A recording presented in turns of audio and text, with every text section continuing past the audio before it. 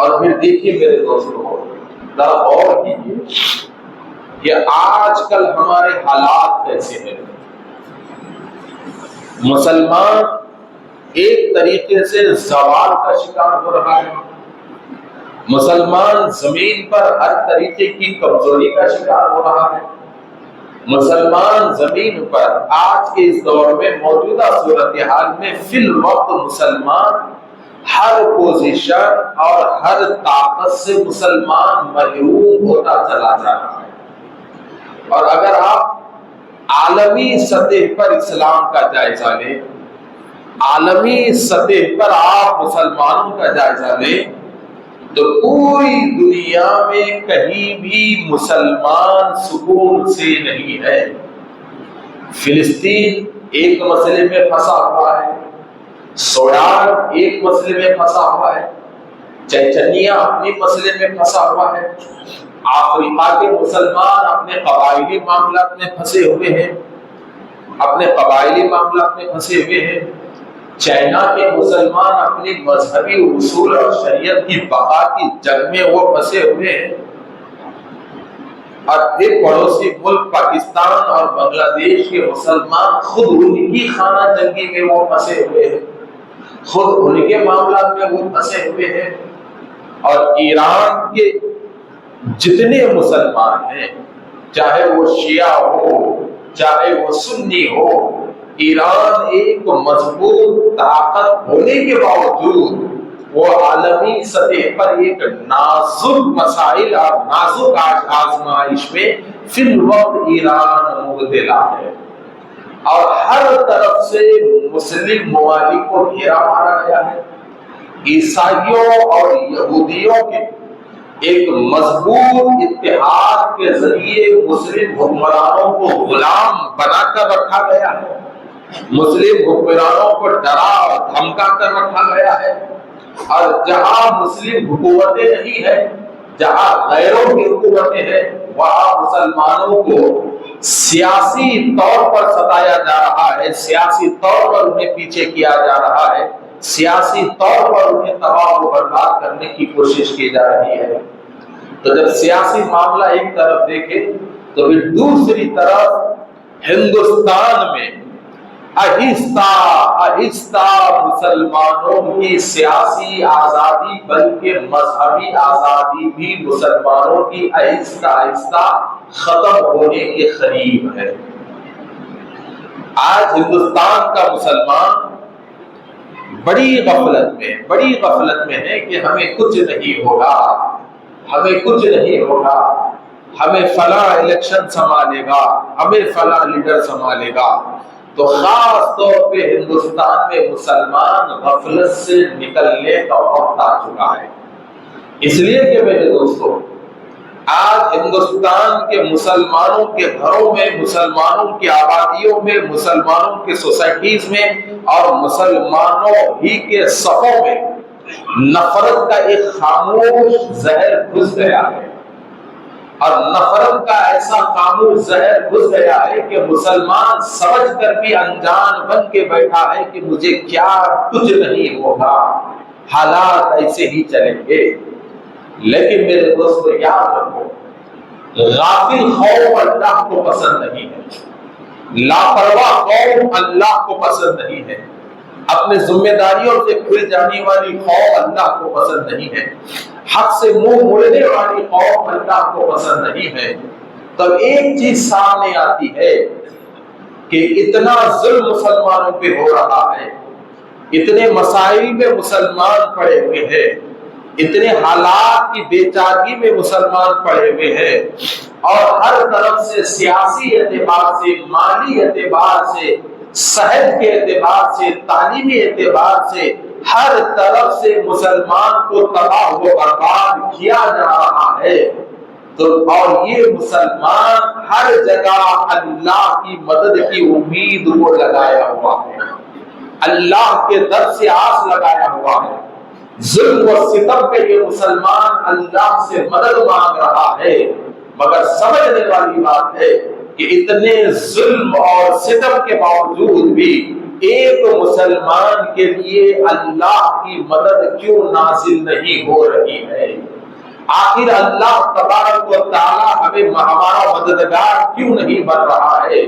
اور دشمن کے مقابلے میں ہم مضبوط کیوں نہیں ہو رہے ہیں؟ اور ہماری دعائیں قبول کیوں نہیں ہو رہی ہیں؟ اس کی وجہ کیا ہے؟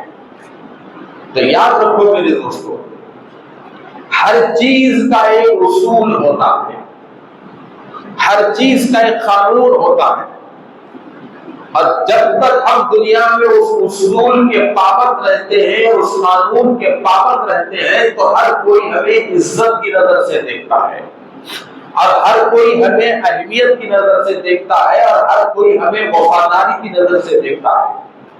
اور جب ہم اصول سے ہٹ جاتے ہیں، ہم قانون سے ہٹ جاتے ہیں، تو پھر دنیا ہمیں بے وفائی کی نظر سے دیکھتی ہے، دنیا ہمیں ذلت کی نظر سے دیکھتی ہے، دنیا ہمیں شک کی نظر سے دیکھتی ہے۔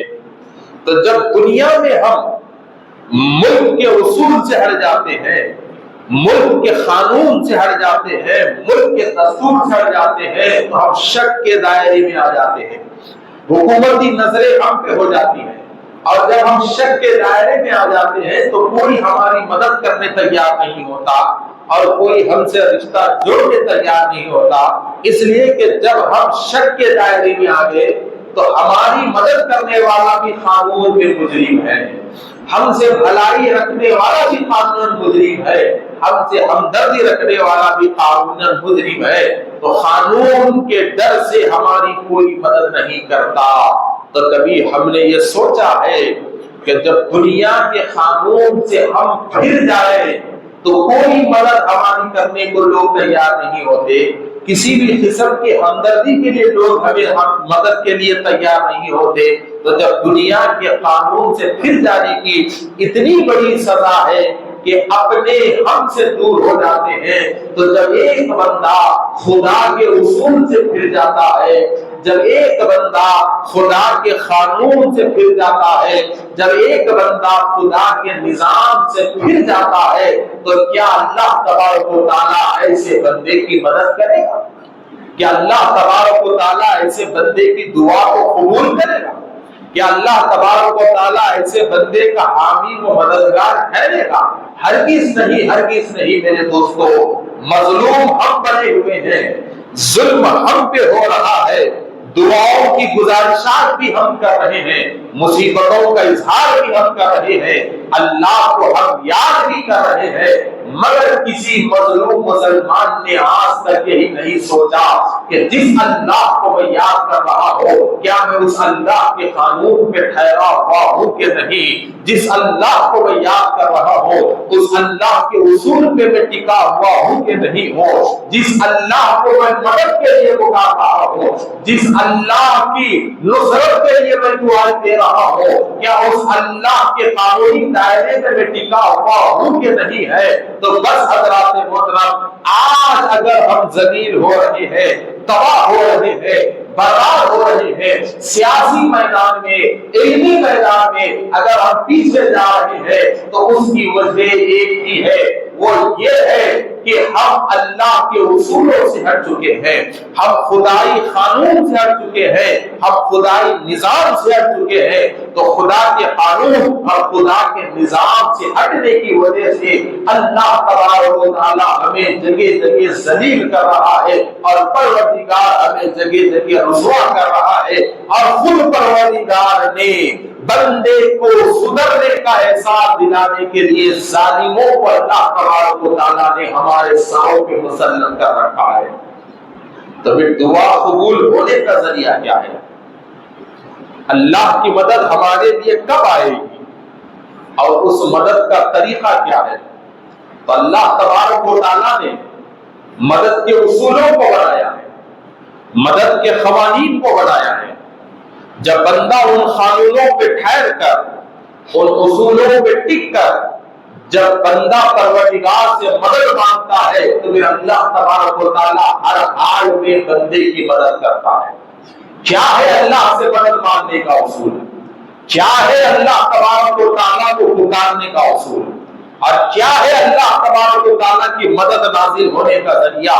تو پروردگار فرماتا ہے یا ایھا الذین آمنوا استعینوا بالصبر والصلاۃ ان اللہ مع الصابرین۔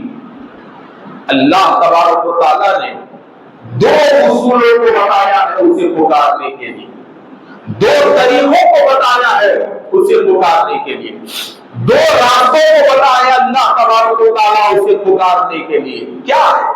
رب کہتا ہے کہ اے ایمان والو، اگر تمہیں اللہ کو پکارنا ہے اور اللہ کی مدد تمہیں چاہیے اور تم چاہتے ہو کہ ظلم کے وقت اللہ تمہاری مدد کرے، تو پروردگار کہتا ہے تم اللہ کی مدد کو مانگو تو خالی مت مانگو، بلکہ اللہ کہتا ہے یا ایھا الذین آمنوا استعینوا، اے ایمان والو اللہ کو پکارو تو سب سے پہلے صبر پہ قائم رہو، سب سے پہلے صبر پہ قائم رہو، مصیبت پہ صبر کرو، تکلیفوں پہ صبر کرو اور صبر پہ ڈٹے رہو، صبر پہ ڈٹے رہو، اور ہر مصیبت کو اللہ کا امتحان سمجھو، ہر مصیبت کو اللہ کی آزمائش سمجھو، اور اس آزمائش اور اس صبر پہ اللہ سے مضمون امید لگاؤ اور خالی امید مت لگاؤ، بالصبر والصلاۃ۔ رب کہتا ہے کہ پھر تم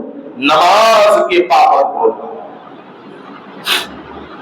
نماز کے تم پابند ہو جاؤ۔ تو اللہ نے دو اصول بتائے ہیں، ایک نماز، دوسرا صبر۔ اللہ کو پکارنے کے دو اصول، ذرا غور کیجیے۔ وہ لوگ جو بار بار کہتے ہیں کہ ہماری دعائیں قبول نہیں ہو رہی ہیں، اللہ کی مدد نہیں آ رہی ہے، تو لوگوں کو یہ سوچنا چاہیے کہ صبر اور نماز کے اصولوں پہ ہم کہاں تک ٹکے ہوئے ہیں اور کہاں تک ہم خدا کے قانون پہ ٹکے ہوئے ہیں، کہاں تک ہم اس شرط پہ ٹکے ہوئے ہیں۔ اور رب نے کھلا کھلا کہہ دیا کہ جب مصیبت آ جائے رب کو پکارنا چاہتے ہو تو پکارو، ایمان والو اپنے رب کو پکارو، مگر دو چیزوں سے پکارو، ایک صبر سے پکارو، دوسرے نماز سے پکارو۔ اور رب کہتا ہے ان اللہ مع الصابرین، یاد رکھو صبر کرنے والوں کے ساتھ اللہ ہے، صابرین کے ساتھ اللہ ہے، جہاں صبر ہوگا وہاں اللہ ہے۔ تو میرے دوستو، تو یہ دو چیزیں آج ہم میں نہیں ہیں، اور یہ دو چیزوں کے مکمل طور پہ پابند نہ میں ہوں نہ آپ ہیں، اور یہ دو چیزوں میں غفلتیں مجھ سے بھی ہو رہی ہیں، آپ سے بھی ہو رہی ہیں، یہ دو چیزوں میں غافل میں بھی ہوں اور آپ بھی ہیں۔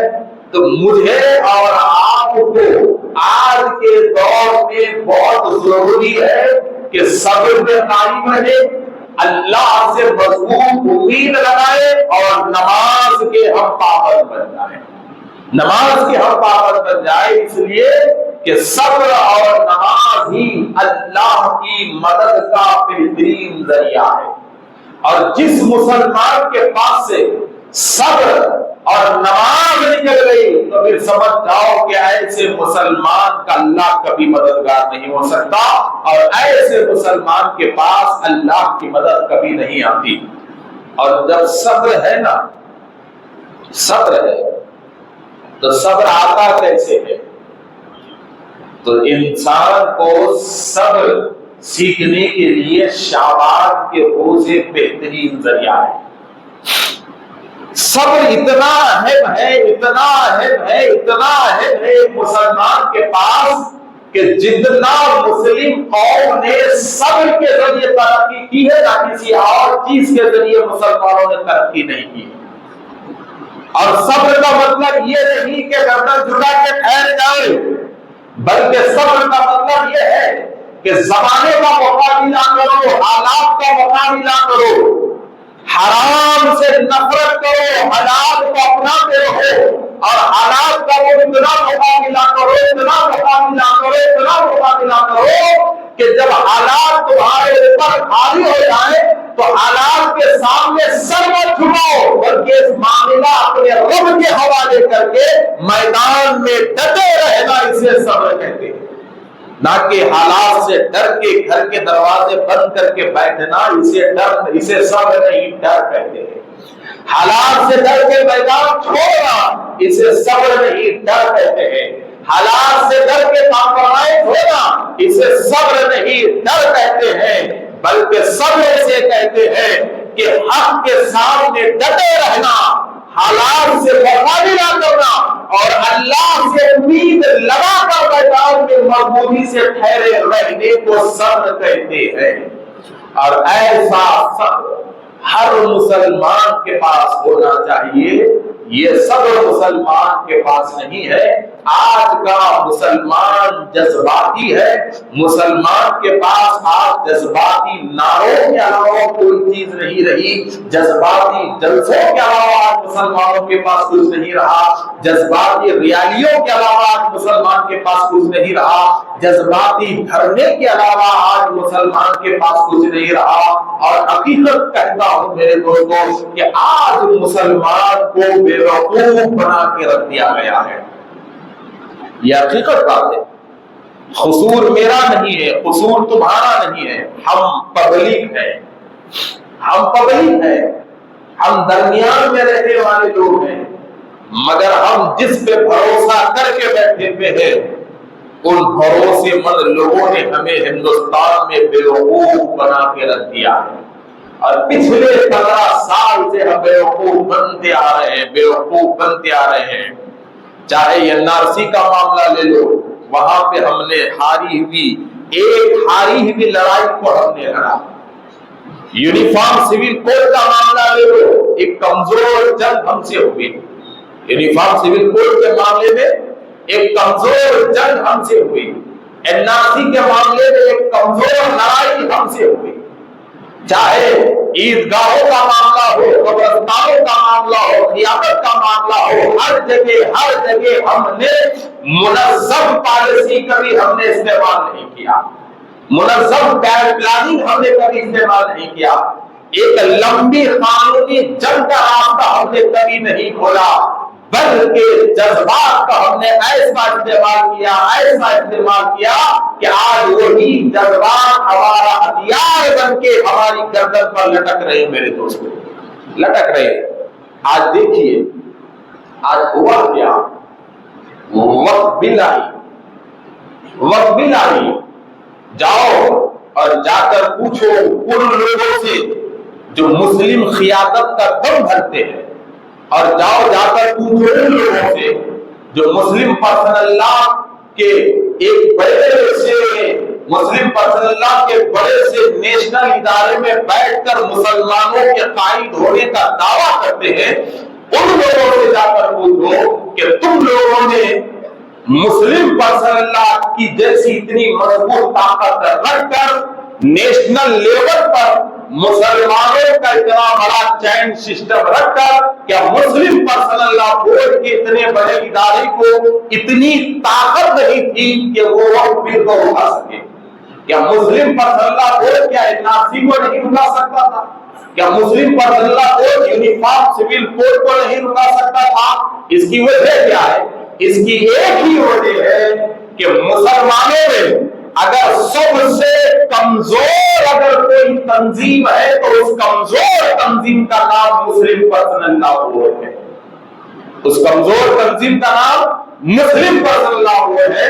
اور آج مسلمان جن لوگوں پر بھروسہ کر کے احتجاجوں پر اپنے جھنڈوں کو بلند کیا، سڑکوں پر بیٹھا رہا، اور جو لوگ مسلمانوں کو جذبات میں لا کر سڑکوں پر بٹھاتے رہے، یہ سارے لوگ آج مسلمانوں کی تباہی و بربادی کا ذمہ دار ہیں. وجہ کیا ہے؟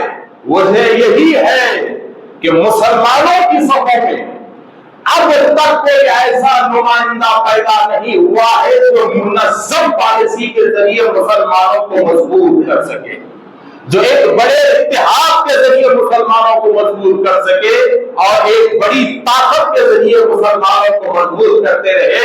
بلکہ ہر ہمیشہ یہ مسلمان جذبات میں آتا رہا، جذباتی نعرے لگاتا رہا، جذباتی پتلے جلاتا رہا اور جذباتی جھنڈے اونچے کرتا رہا، اور ہر ہمیشہ یہ مسلمان اپنے جذبات کی سزا بھگتتا رہا اور ایک نئے قانون کے ظلم کو اپنے سر کے اوپر یہ مسلمان لیتا رہا. تو حضرات محترم اس کی وجہ کیا ہے؟ اس کی سب سے بڑی وجہ میں آپ کو بتاتا ہوں، کسی پہ بھروسہ کرنے سے پہلے اپنے آپ پہ بھروسہ ضروری ہے۔ کسی پہ بھروسہ کرنے سے پہلے اپنے آپ پہ بھروسہ ضروری ہے، اور آج مسلمان کا خود پہ بھروسہ نہیں ہے، خود پہ بھروسہ نہیں ہے۔ میں آپ کو بتاؤں مسلمان کی حالت کیسی ہے۔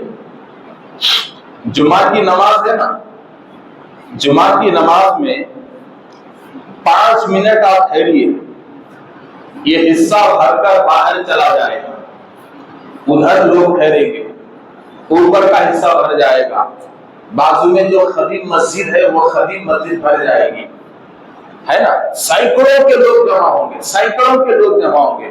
اس کے بعد ہوگا کیا؟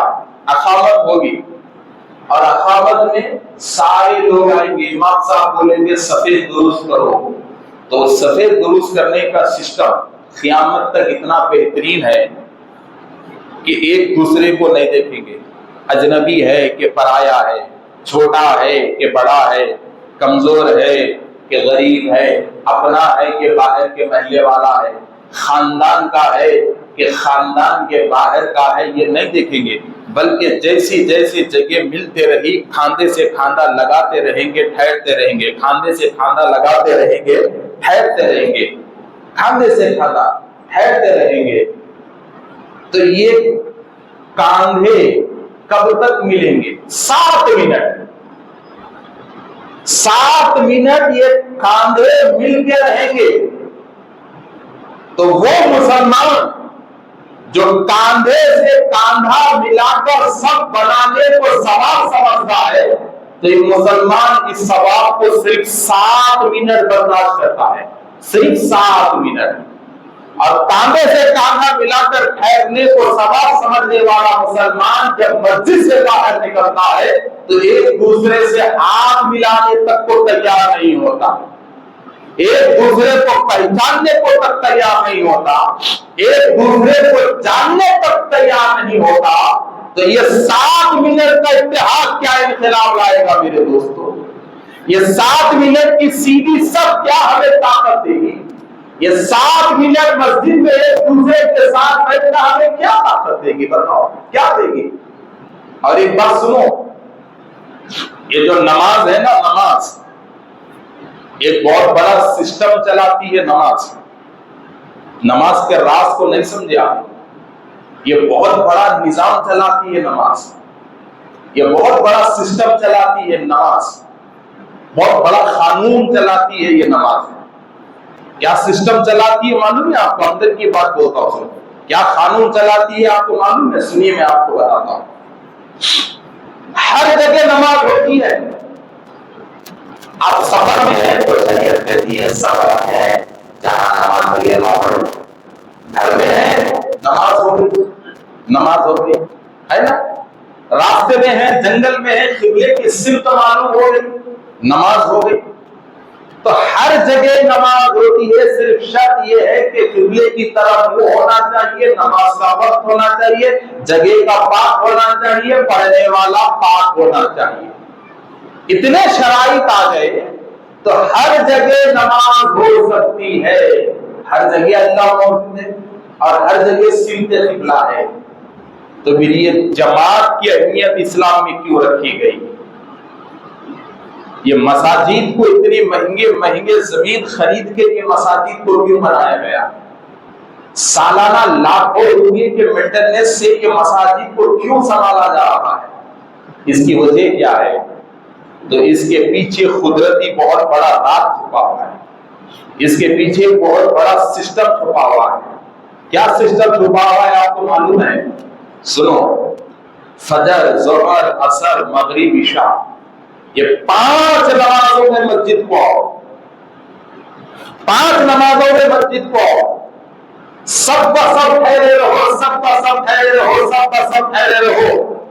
فجر میں آئے ایک دوسرے سے مصافحہ ہوا، ظہر میں آئے ایک دوسرے سے مصافحہ ہوا، عصر میں آئے ایک دوسرے سے مصافحہ ہوا، مغرب میں آئے ایک دوسرے سے مصافحہ ہوا، عشاء میں آئے تو ایک دوسرے سے مصافحہ ہوا.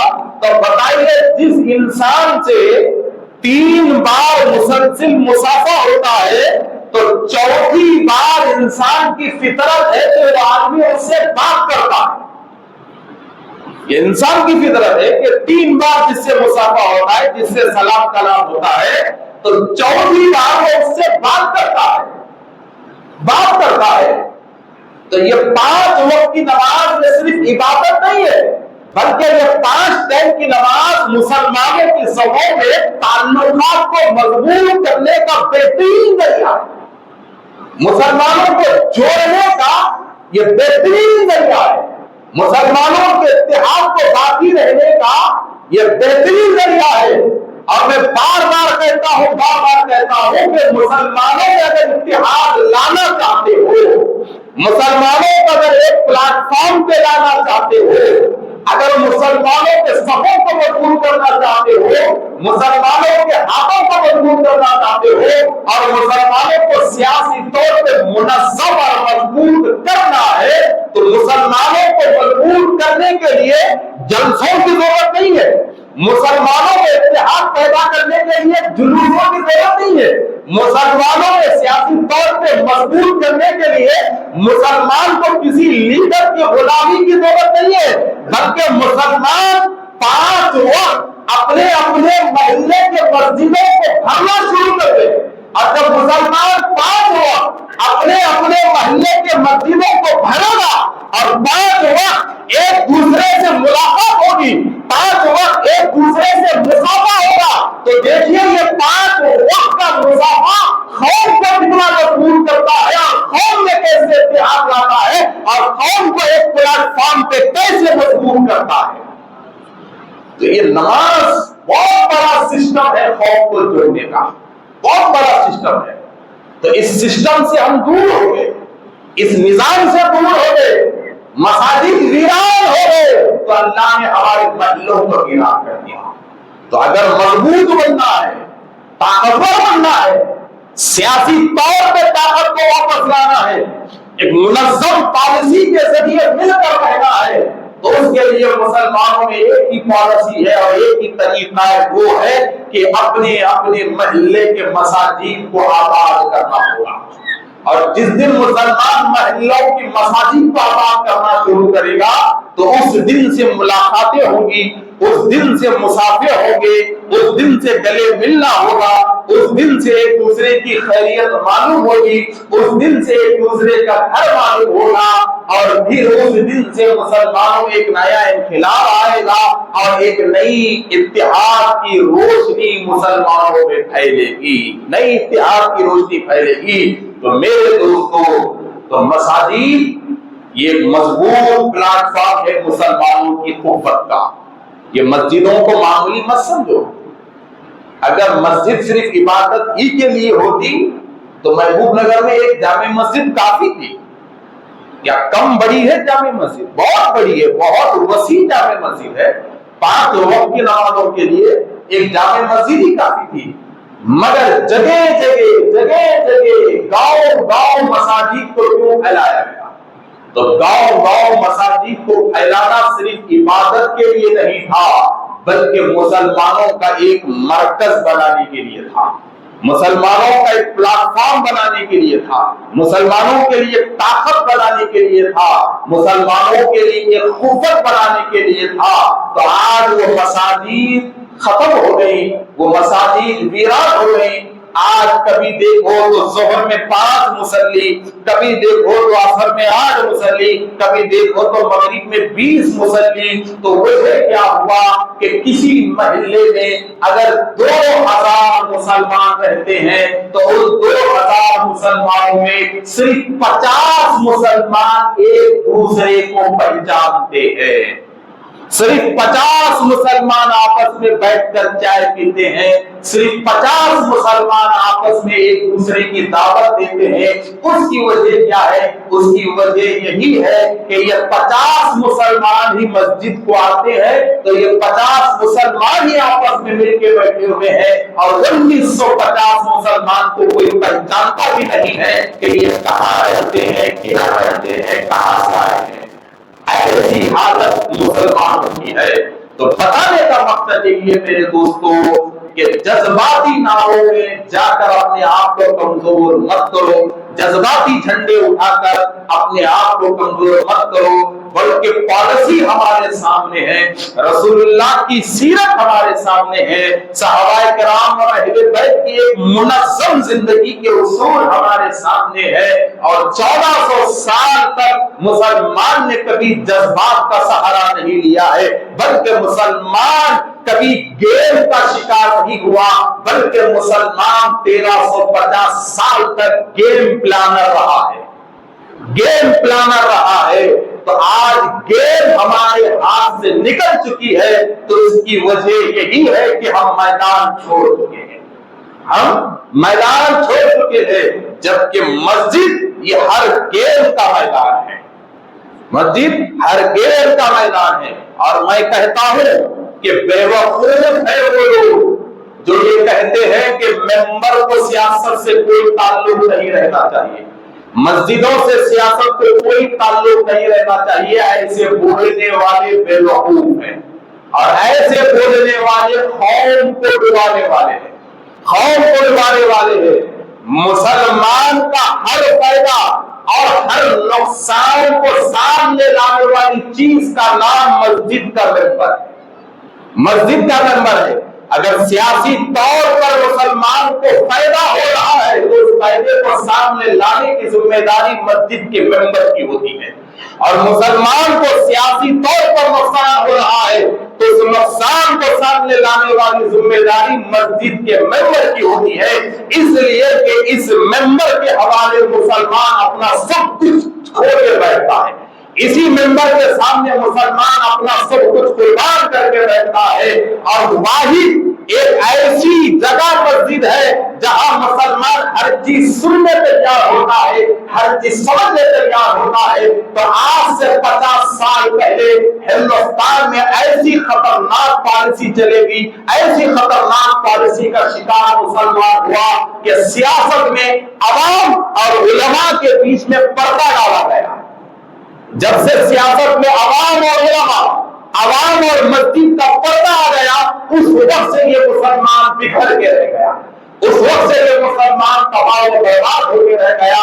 تو یاد رکھیے حضرات محترم، مسجد صرف نماز گاہ ہی نہیں ہے، بلکہ مسجد مسلمان کے ہر نفع اور ہر نقصان کا مرکز ہے، مرکز ہے۔ اور مساجد کے ممبروں پہ جو خطیب بیٹھا ہوا رہتا ہے، ان خطبات کی ذمہ داری ہوتی ہے کہ مسلمانوں کو ہر نفع سے آگاہ کرے اور ہر نقصان سے آگاہ کرے، چاہے وہ نقصان سیاسی ہو، چاہے وہ نقصان شخصی ہو، چاہے وہ فائدہ شریعت کا ہو، چاہے وہ فائدہ سیاست کا ہو، ہر دو پہلوؤں پر مسلمانوں کو ہوشیار کرنے والی ذمہ داری مسجد کے ممبر کی ہوتی ہے، مسجد کے ممبر کی ہوتی ہے۔ اور جب ہم نے مسجد کے ممبر کو صرف اور صرف 5 وقت کے نماز کی حد تک رکھ دیا، ہم نے مسجد کے ممبر کو صرف طہارت اور غسل کے مسائل کی حد تک رکھ دیا، ہم نے مسجد کے ممبر کو صرف نماز جنازہ کے طریقے کی حد تک رکھ دیا، تو آج حالت کیا ہوئی ہے؟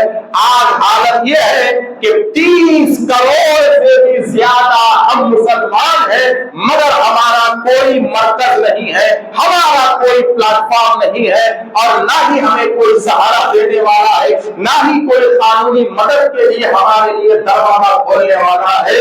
تو بس آپ سے گزارش یہی ہے میرے دوستوں، یاد رکھیے، یاد رکھیے، آج جو مساجد سے جو دشمنی ہے، آج جو مساجد پہ بلڈوزر چلانے کی جو پالیسی اختیار ہو رہی ہے، آج جو مسجدوں کے زمینوں کو غیر قانونی زمین ثابت کرنے کی جو سازش ہو رہی ہے، آج مسجدوں کے تعمیرات کو غیر قانونی تعمیر ثابت کرنے کی جو کوشش ہو رہی ہے، اس کی وجہ یہی ہے کہ انہیں معلوم ہے کہ جب تک مساجد قائم رہیں گے یہ مسلمان مضبوط رہے گا، اور ان کو معلوم ہے کہ اگر مسلمان چاہے تو اپنے مساجد کو بھر کر ایک دن ایک مضبوط قوت بنا سکتا ہے، ایک مضبوط اتحاد بنا سکتا ہے۔ تو ان کو احساس ہے کہ مسلمانوں کے گرمی اور مسلمانوں کی راحت اور مسلمانوں کی ایمان اور اتحاد کا مضبوط راز مساجد ہے. اسی لیے تو مسجدیں ٹارگیٹ ہے،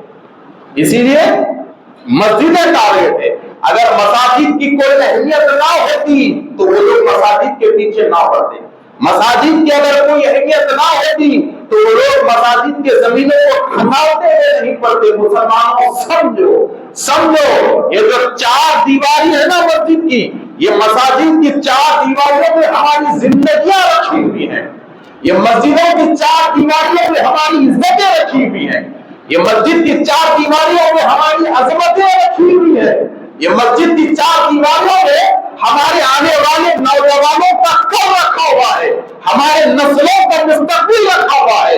اگر ہم یہ مساجد کو چھوڑ دیں گے، یہ مساجد کے پیغامات کو نظر انداز کر دیں گے، یہ مسجدوں کو ہم ویران کر دیں گے تو یاد رکھو برباد ہو جائیں گے، ہم تباہ ہو جائیں گے، ہم کہیں کے نہیں رہیں گے. تو خدا رہا میری بس آخری اپیل آپ سے یہی ہے کہ میرے دوستو اپنے کل کو سدھارنا ہے تو ایک دوسرے سے ہاتھ ملا کر زندگی گزارو، ایک دوسرے سے گلے مل کر زندگی گزارو. صرف مسجد کے اندر کاندھے سے کاندھا لگا کر 5 منٹ کی سب بنانے والی قوم کا نام مسلمان نہیں ہے، بلکہ مرے دم تک کاندھے سے کاندھا لگا کر میدان میں کھڑے رہنے والی قوم کا نام مسلمان ہے.